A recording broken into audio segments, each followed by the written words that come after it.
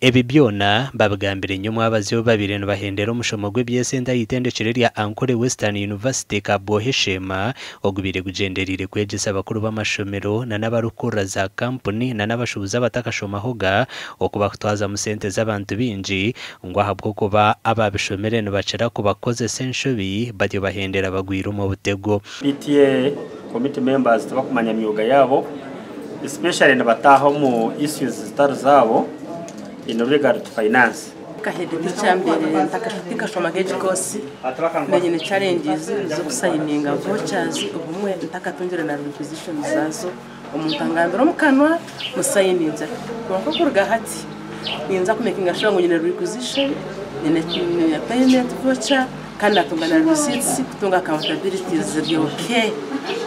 The knowledge we acquired from our university neema nkani tekateka come January bijakwesha elemento mbuteka kandi bishikire collaboration with our bursars mwentu shange turi finance literacy. Omuhezi wa Chancellor habwa Ankole Western University Dr. Andrew Inumugisha arabwira abebembezi b'amakanisa ahanshongeji ngo ahabwo kubobuza ubukobora rwo mu mashomero na no mu company bo basa kwendera maramizo. Hati twinabaguruzi basaba gekone they are accounting officers at their level. Kukato kumanya problems za management ya finances izibini kuno ushaka umuntu bamuretera mu check mushaka mu signing ngakai musho umuntu utarakumanya naho gusigning ha check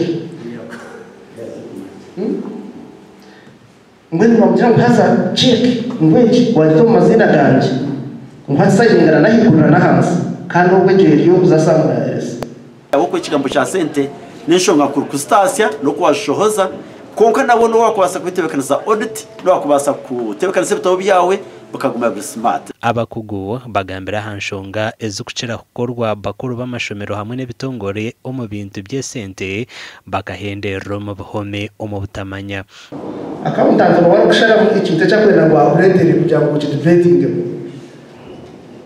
secho kumesa ngo umuntu nabasa kuba ibanje bishobora kucira batarjiro wabasa kukwika Torchimani ukuyeho bambugana akakugana rero kadara gukora backwards muronde mechanism iyo kugira ngo claim yo niri kwisho mushomero wacu mani performance yawe tiyaba determined by the interest or no interest. Entebe kanisa yokushomesa abakoraba ekaletwa Bishop wa West Ankole Diocese Right Reverend Johnson Twinumujuni kandi neyo kuganyira bakuru b'amashomero bona ebitongore hamwe n'abashubuzi makuru akagasha kwa Michael atwacire.